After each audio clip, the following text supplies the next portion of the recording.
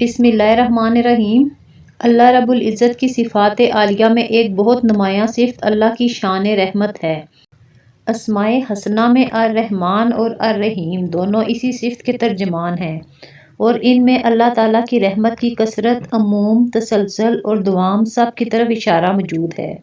قرآن مجید میں سینکڑوں مقامات پر اللہ تعالیٰ نے اپنی صفت رحمت کا ذکر کیا ہے اور حوالہ دیا ہے۔ تمام قرآنی سورتوں کے آغاز میں جو آیت تلاوت کی جاتی ہے اور تمام اہم کاموں کا آغاز جس بول سے کیے جانے کا حکم ہے وہ بسم اللہ الرحمن الرحیم ہے، جس میں اللہ تعالیٰ کے رحمان سب پر مہربان اور رحیم بہت مہربان ہونے کی صراحت ہے۔ قرآن مجید میں مستقل ایک سورت سورہ رحمان کے نام سے موسوم ہے، جسے قرآن مجید کی زینت قرار دیا گیا ہے۔ اس کا آغاز بھی صفت رحمان کے ذکر سے ہوا ہے اور پوری سورت میں ابتدا سے انتہا تک اسی صفت کے ثمرات اور نمونوں کا بیان ہے۔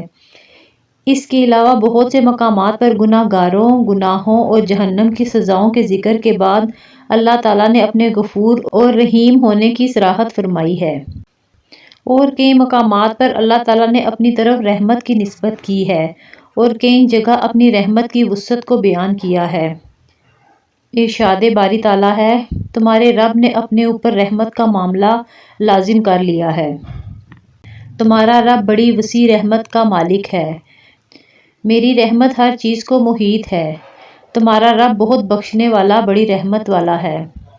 فرشتوں کا یہ قول بھی قرآن سے نقل ہوا ہے، اے ہمارے رب، آپ کی رحمت اور علم ہر چیز پر بھاری ہے۔ جناب رسول اکرم صلی اللہ علیہ وآلہ وسلم کی احادیث میں اللہ کی شان رحمت کا تذکرہ مختلف پیرایوں میں بڑی کثرت سے ملتا ہے۔ ایک حدیث میں آپ صلی اللہ علیہ وآلہ وسلم نے ارشاد فرمایا کہ اللہ نے لوح محفوظ میں لکھ دیا ہے، میری رحمت میرے غضب پر غالب رہتی ہے، میری رحمت میرے غضب پر مقدم رہتی ہے۔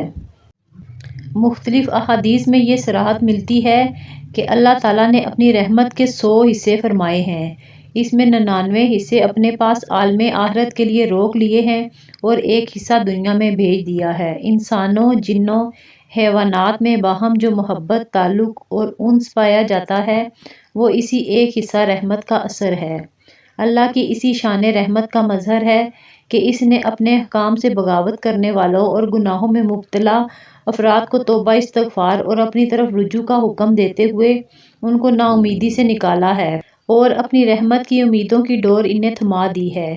چنانچہ فرمایا، اے میرے وہ بندو جنہوں نے اپنی جانوں پر زیادتی کر رکھی ہے، اللہ کی رحمت سے مایوس نہ ہو، یقین جانو اللہ سارے گناہوں کو معاف کر دیتا ہے، یقیناً وہ بہت بخشنے والا، بڑا مہربان ہے۔ پس تم اپنے رب سے لو لگا لو، تم اللہ کی رحمت سے نا امید مت ہو جاؤ۔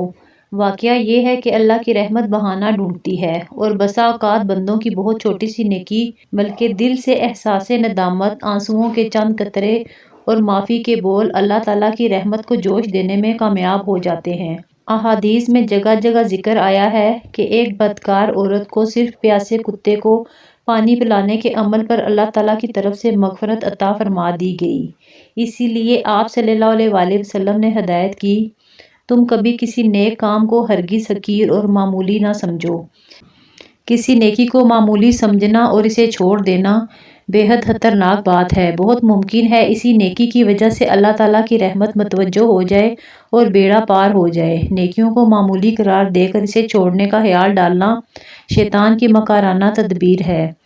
اس دام میں پھنسنا بڑی نادانی ہے۔ حضرت مولانا محمد تقی عثمانی صاحب نے فرمایا، میں نے شیخ حضرت ڈاکٹر عبدالحی صاحب سے یہ واقعہ سنا کہ ایک بزرگ جو بڑے محدث بھی تھے، جنہوں نے ساری عمر حدیث کی خدمت میں گزاری، جب ان کا انتقال ہو گیا تو کسی نے خواب میں ان کی زیارت کی اور ان سے پوچھا کہ حضرت اللہ تعالیٰ نے کیسا معاملہ فرمایا ہے؟ جواب میں انہوں نے فرمایا کہ بڑا عجیب معاملہ ہوا، وہ یہ کہ ہم نے تو ساری عمر علم کی خدمت میں اور حدیث کی خدمت میں گزار دی اور درس و تدریس اور تصنیف اور وضع و خطابت میں گزاری، تو ہمارا خیال یہ تھا کہ ان اعمال پر اجر ملے گا، لیکن اللہ تعالیٰ کے سامنے پیشی ہوئی، اللہ تعالیٰ نے کچھ اور ہی معاملہ فرمایا۔ اللہ تعالیٰ نے مجھ سے فرمایا کہ ہمیں تمہارا ایک عمل بہت پسند آیا، وہ یہ کہ ایک دن تم حدیث شریف لکھ رہے تھے، جب تم نے اپنا قلم دوات میں ڈبو کر نکالا تو اس وقت ایک پیاسی مکھی آ کر اس قلم کی نوک پر بیٹھ گئی اور سیاہی چوسنے لگی۔ تمہیں اس مکھی پر ترس آ گیا، تم نے سوچا کہ یہ مکھی اللہ تعالیٰ کی مخلوق ہے اور پیاسی ہے، یہ سیاہی پی لے تو پھر میں قلم سے اپنا کام کروں گا۔ چنانچہ اتنی دیر کے لیے تم نے اپنا قلم روک لیا اور اس وقت تک قلم سے کچھ نہیں لکھا جب تک وہ مکھی اس قلم پر بیٹھ کر سیاہی چوستی رہی۔ یہ عمل تم نے خالص میری رضامندی کی خاطر کیا، اس لیے اس عمل کی بدولت ہم نے تمہاری مغفرت فرما دی اور جنت الفردوس عطا کر دی۔